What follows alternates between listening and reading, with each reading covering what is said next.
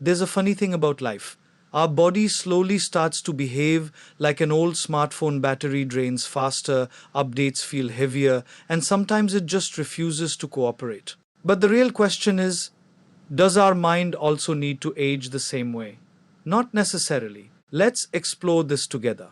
Let me begin with a small story you and I both can relate to. There was a time when we were children and everything in the world felt like a mystery. Every leaf had a question hidden inside it, every sound had a meaning waiting to be discovered. But as we grew older, something subtle happened. We stopped asking questions and started accepting answers without curiosity. And that is where the aging of the mind quietly begins. Curiosity is not just a habit, it is the heartbeat of a young mind. When you remain curious, you remain alive in thought. You begin to see life not as a fixed picture, but as a moving story waiting to unfold. Every person you meet, every situation you face, every ordinary moment suddenly becomes an opportunity to learn something new, and that is the beauty of a curious mind.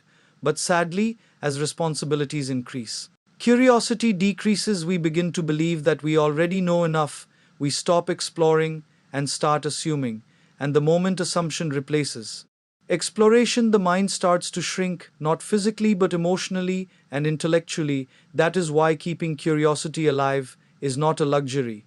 It is a necessity for mental youth. Think about children, they do not fear being wrong, they do not hesitate to ask simple questions, and in that simplicity lies their greatness. Whereas adults often fear judgment, so they stop asking and start pretending to know everything. But true wisdom begins when you accept that you might not know everything yet. So, my dear friend, if you want to keep your mind young, even when your body ages, never allow curiosity to die. Ask questions, read books, observe people, listen deeply, and most importantly, stay open to being surprised by life, because the moment you think life has nothing new to offer, that is the moment your mind begins to age quietly and unnoticed. But life is far more generous than we often realize. It keeps presenting us with new lessons hidden in ordinary days: a conversation with a stranger, a mistake at work, a quiet evening alone, all carry wisdom if we are willing to notice. A young mind does not mean a mind that has lived fewer years.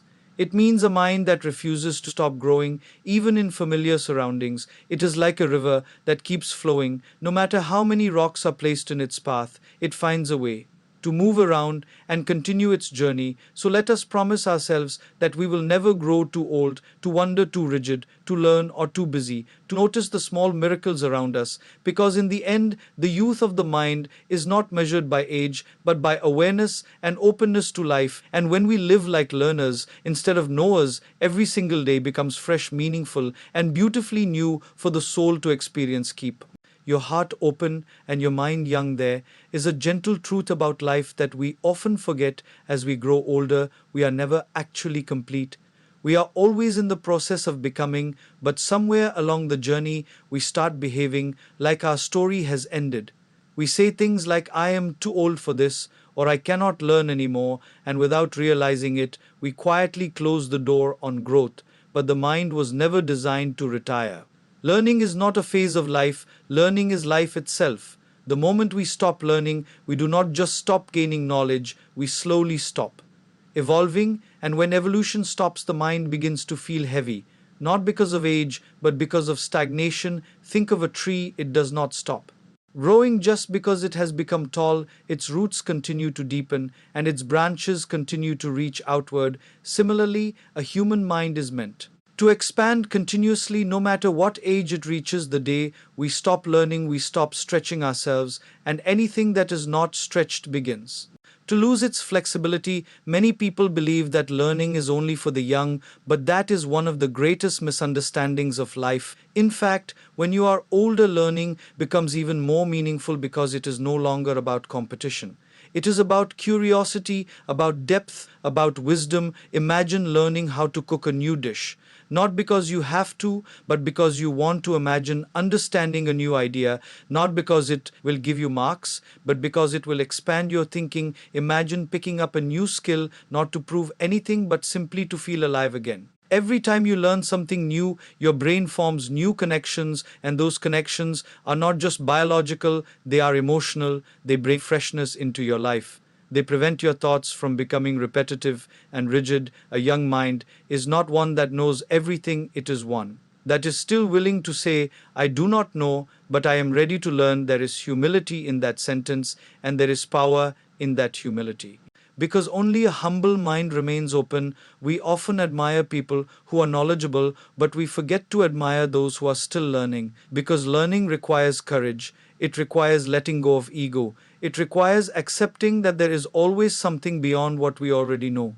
Even small learning matters. Learn how to use new technology, learn a new language, learn a different perspective, listen to someone younger without dismissing them, read something that challenges your beliefs. Because the moment your beliefs become unchallengeable, your mind becomes unchangeable, and an unchangeable mind is the beginning of mental aging. So keep learning, not because you are lacking something, but because life is always offering something new to discover.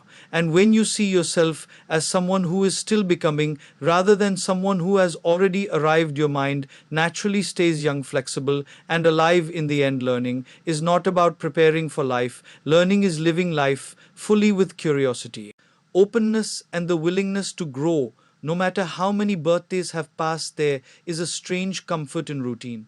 It makes life predictable, safe, and almost automatic. Wake up, brush your teeth, drink tea or coffee, go to work, return home, sleep, and then repeat. On the surface, this feels stable, even responsible. But slowly, without us noticing, routine can turn into something else. Not structure, but stagnation. And when life becomes only repetition, the mind starts to lose its freshness. Think of a river. The moment it stops flowing, it does not remain a river for long. It becomes stagnant water, the same place, but no movement, no freshness. Similarly, when our days stop flowing with newness, our thoughts also begin to settle and lose their sparkle. A routine life is not the problem. In fact, routine is necessary. It gives us discipline, stability, and direction. The problem begins when routine becomes so rigid that there is no space left for surprise, curiosity, or joy. When every day looks exactly like the previous one, the mind stops paying attention because it already knows what will happen next. And when the mind stops paying attention, it starts aging. A young mind is not necessarily one that lives a chaotic life. It is one that keeps a sense of freshness even within structure. It notices small differences. It finds joy in small changes. It does not let life become a mechanical loop. For example, imagine walking the same path every day. A routine mind will walk it without noticing anything. But a young mind might notice a new flower blooming, a new sound in the distance, or even a different expression on someone's face. The world did not change, but the attention did. That is the real difference. We often think excitement comes from big events like travel, celebrations, or achievements. But in truth, excitement is often hidden in small interruptions of routine. A different conversation, a spontaneous decision, a moment where you choose to do something slightly differently than yesterday. Even something as simple as changing your daily habit, like sitting in a different place while having tea or taking a slightly different route, can be quite effective. Or listening to a different kind of music can gently wake up parts of your mind that routine had quieted. Because the mind does not age from time alone, it ages from predictability. When everything becomes predictable, curiosity disappears. And when curiosity disappears, life becomes mechanical. And a mechanical life is emotionally exhausting even if it looks organized from the outside. So the goal is not to destroy routine, but to soften it, to keep small windows open for unpredictability, to allow life to surprise you once in a while, to let your mind experience something it did not plan for. A young mind does not reject routine, it dances within it. It finds small spaces of freedom inside structure. It remains awake even in repetition. And perhaps that is the real secret, not to escape routine, but to make sure routine never escapes life's sense of wonder. Because the moment life becomes only schedule and no surprise, the mind quietly begins to grow old. There is a quiet change that happens in life as we grow older. It does not announce itself loudly. It does not arrive like a storm. Instead, it arrives like silence. We slowly start preferring our own company, our own thoughts, our own space, and, without realizing it, the world outside becomes a little distant. And this is where the mind begins to age, not because of years, but because of disconnection. Human beings are not designed to exist in emotional isolation. We are wired for connection. Conversations, laughter, disagreements, shared stories, these are not just social activities, they are mental nourishment. The mind stays active, flexible, and young when it interacts with other minds. Think about it. When you speak to someone who thinks differently from you, your brain wakes up. It adjusts, it considers, it questions. But when you only live inside your own thoughts for too long, your thinking becomes repetitive, like a song stuck on loop. That is why isolation can feel peaceful at first, but heavy later. Sometimes people withdraw not because they dislike others, but because they feel misunderstood or tired. And slowly they begin to believe that being alone is safer than being connected. But safety is not always growth. A closed room may feel safe, but it has no fresh air. Similarly, a mind that avoids connection may feel protected, but it slowly loses freshness. A young mind is one that remains emotionally alive. It listens, it responds, it engages. Even when it disagrees, it stays open. It does not build walls around itself, it builds bridges. And those bridges are built through simple things: talking to family, sharing a meal, listening without interrupting, or even having light-hearted conversations that do not aim to fix anything but simply to connect. We often underestimate the power of being heard. Sometimes a conversation does not change our situation, but it changes our state of mind. It releases pressure. It softens rigid thoughts. It reminds us that we are not alone in what we feel, and that reminder keeps the mind young. Even interactions with younger generations can be deeply refreshing. They see the world differently. They question differently. They express differently. Instead of dismissing them, when we listen to them, we allow our own thinking to expand. Connection does not mean agreement. It simply means openness. At the same time, connection is not only external. It is also internal awareness of others' presence, emotions, and experiences. A young mind notices people. It does not just pass through them, it acknowledges them. And perhaps that is the deepest difference between a youthful mind and an aging one. One feels part of a larger flow of life, while the other feels separated from it. So, staying connected is not just about avoiding loneliness. It is about keeping your inner world flexible. It is about allowing new perspectives to enter your thinking.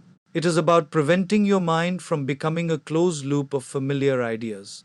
Because the moment we isolate ourselves completely, not physically, but emotionally, the mind stops receiving new energy.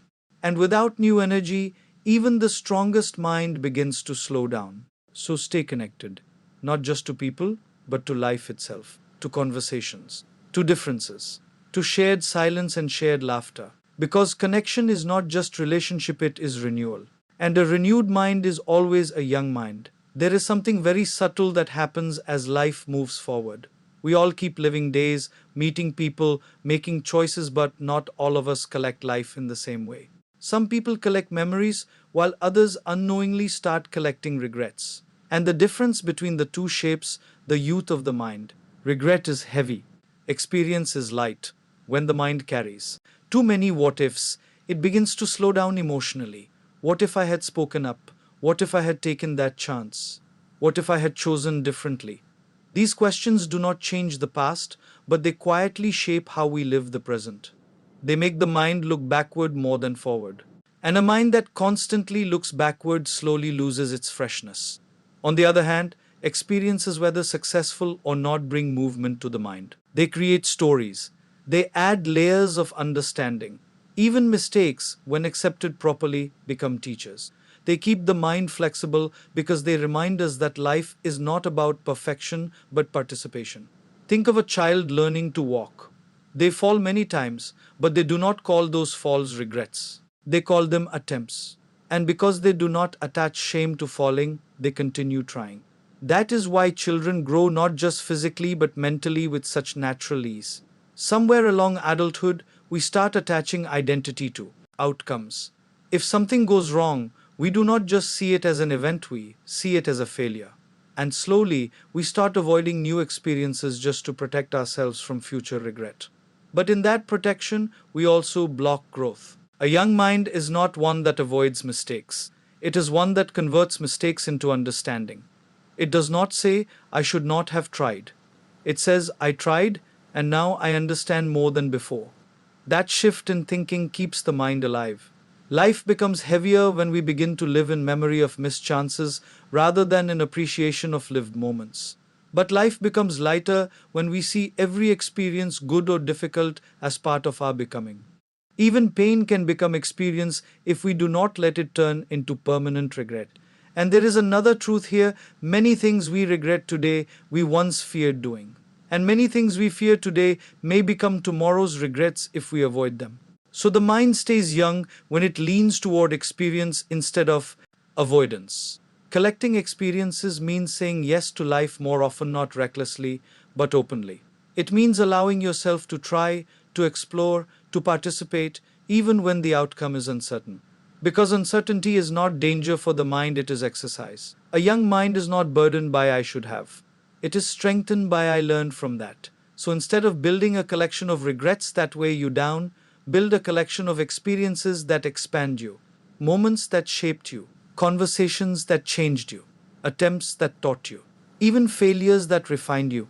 Because in the end, life is not measured by how perfectly we lived it, but by how deeply we experienced it. And a mind that keeps experiencing life instead of resenting it never truly grows old.